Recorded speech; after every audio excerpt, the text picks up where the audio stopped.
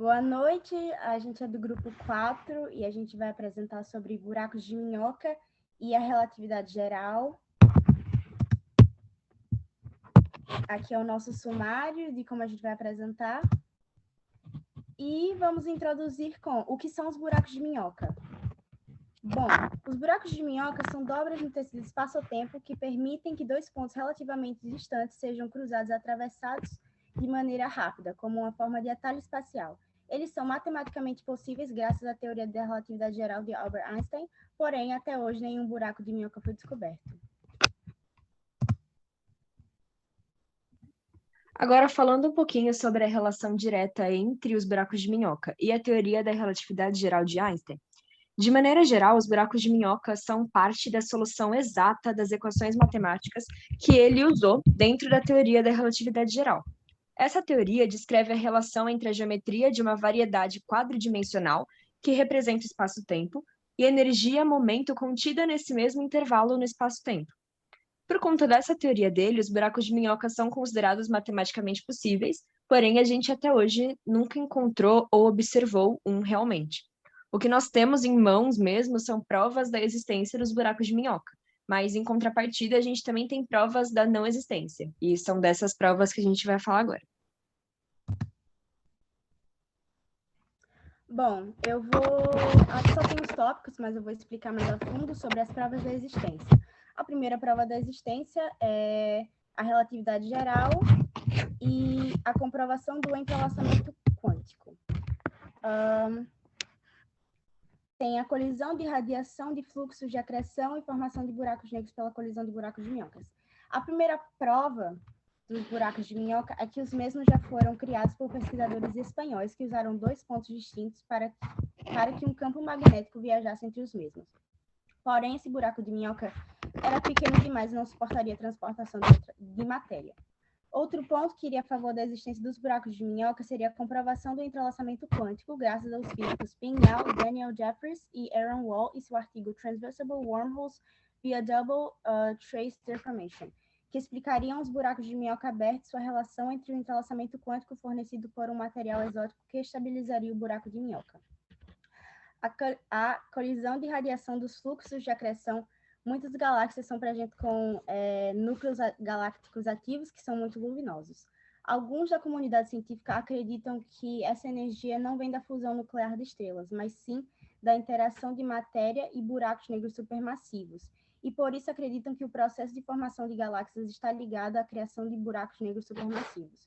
Porém, fica uma pergunta: e se os buracos negros supermassivos forem, na verdade, bocas de buracos de minhoca, que algumas pesquisas feitas por certos cientistas sugerem que podem ser? Outro ponto seria a formação dos buracos negros pela colisão de buracos de minhoca. Um estudo publicado pela revista Physical Review D mostrou que ondulações no tecido espaço-tempo podem ser resultado de colisões de dois buracos de minhoca, já que se dois buracos de minhoca colidissem, as ondas gravitacionais geradas seriam quase iguais às difusões de buracos negros. O último ponto seria a energia de Casimir, que foi uma pesquisa feita por Luke M. Butcher, que mostrou uma energia negativa chamada de energia de Casimir. Essa energia negativa possivelmente seria capaz de manter os buracos de minhoca abertos. E cálculos mostram que essa garganta de um buraco de minhoca tem a magnitude maior que a largura de sua boca. A energia de Casimir seria gerada em seu centro. Agora sobre as provas da não existência. A primeira prova principal é a instabilidade na teoria de Einstein, Dilaton, Gauss, Bonnet, que é basicamente essa teoria da existência dos buracos de minhoca, a ligação entre a teoria da relatividade geral com a existência, com essa ideia que a gente tem que eles realmente existem. Qual que é o ponto sobre a instabilidade na teoria?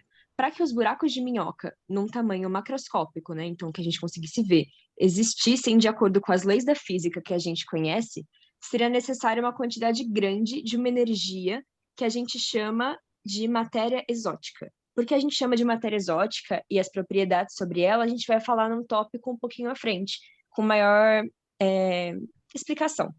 Mas, basicamente, é uma matéria que a gente ainda não observou, a gente não sabe se ela existe, é só uma matéria que a gente colocou como condição para que os buracos de minhoca existam. Então, se eles existirem, eles precisam ser feitos dessa matéria exótica.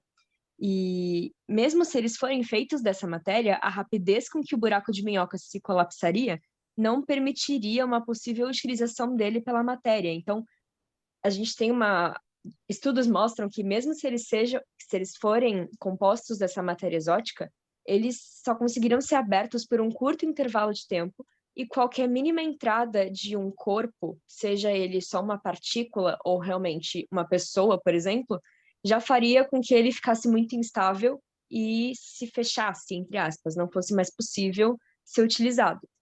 E a segunda prova da não existência é a conjectura de proteção cronológica. Basicamente, esse é um argumento do Stephen Hawking, que mostra uma forma de evitar as viagens temporais. Então, ele diz que nenhuma possível estabilidade de minhoca se manteria caso alguma porção de matéria o adentrasse, mesmo que a condição de matéria exótica esteja presente para realizar essa estabilidade. Então, basicamente, o que ele defende é que mesmo se os buracos de minhoca existirem, e eles forem feitos dessa matéria exótica, mesmo assim a gente não conseguiria utilizá-los para fins que a gente visa, como viagens no espaço-tempo, por exemplo.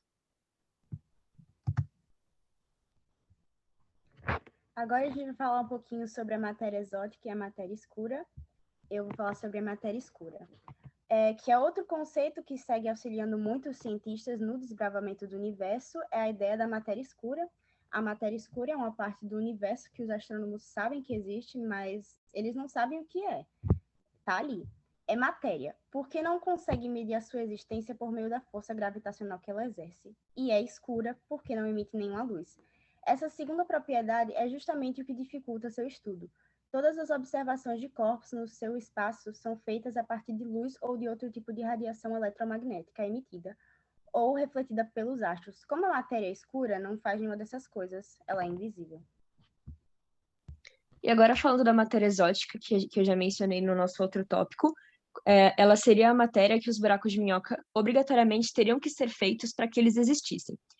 E essa matéria exótica precisaria ter algumas características específicas, como uma massa negativa e uma densidade ainda bilhões de vezes maior do que de uma estrela de nêutrons, que é uma das estruturas astronômicas mais densas do universo. Justamente por ser uma matéria que contraria as leis da física e que nós não sabemos se realmente existe, porque, ao contrário até da matéria escura, né, a gente não sabe se existe, a gente nunca observou. Então, é realmente uma suposição para que os buracos de minhoca se tornem possíveis. Como a gente não sabe se eles realmente existem e ele contraria algumas leis da física, por isso é chamada de matéria exótica.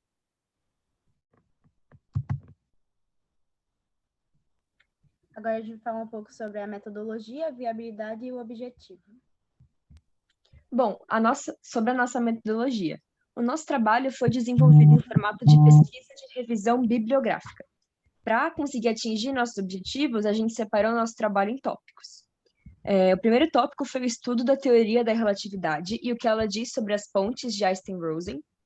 O segundo foi o estudo de artigos que dissertam sobre o que é a matéria exótica. O terceiro foi a simulação do tecido espaço-temporal, caso recebesse uma matéria de densidade negativa. Então, também entra um pouco no tópico da matéria exótica. Depois, a gente pesquisou sobre a investigação das condições de existência dos buracos de minhoca.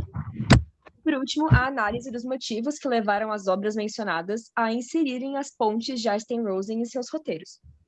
Os recursos que a gente usou foram artigos científicos, sites oficiais de publicação, dissertações e teses. A gente pesquisou palavras-chave como buraco de minhoca, relatividade geral, entrelaçamento quântico, rupturas no espaço-tempo e matéria exótica.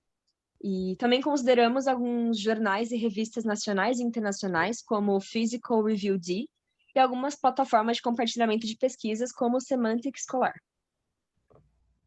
Agora eu vou falar um pouco sobre a nossa viabilidade. A gente utilizou de duas viabilidades técnicas e econômicas. Em relação à viabilidade técnica, não há maneira alguma e possibilidade de comprovar de maneira prática a existência dos buracos de minhoca, assim como da matéria exótica. É muito complicado. Porém, para comprovação teórica, é possível através de pesquisas por computadores e celulares com acesso à internet, materiais já existentes, como artigos, livros e revistas, além de entrevistas com especialistas no assunto. Sobre a viabilidade econômica, continuando com foco na comprovação teórica, os gastos seriam como a aquisição de artigos científicos, teses, pesquisas ou dissertações para estudo. E aí, por último, o nosso objetivo geral é pesquisar e estudar a relatividade geral com a mecânica quântica, no intuito de desvendar os mistérios das rupturas no espaço-tempo e, por meio disso, tentar provar a existência dos buracos de minhoca. E basicamente foi esse o nosso trabalho. A gente queria, de uma maneira geral, agradecer a oportunidade. Aqui a gente fez uma partezinha com um pouquinho de cada uma de nós que participamos. Então, tem o nome da nossa orientadora, né? Como ela trabalha, onde ela se formou e tudo.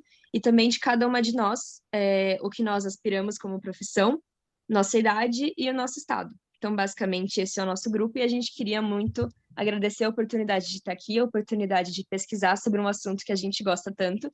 E a gente queria finalizar a nossa apresentação com uma pergunta sobre o que vocês acham dos buracos de minhoca, se vocês acham que eles existem ou que são apenas parte da teoria de Einstein e que realmente acabou ficando só na teoria e na especulação. E aí, por fim, a gente está deixando um slide com as nossas referências e, enfim, é basicamente isso.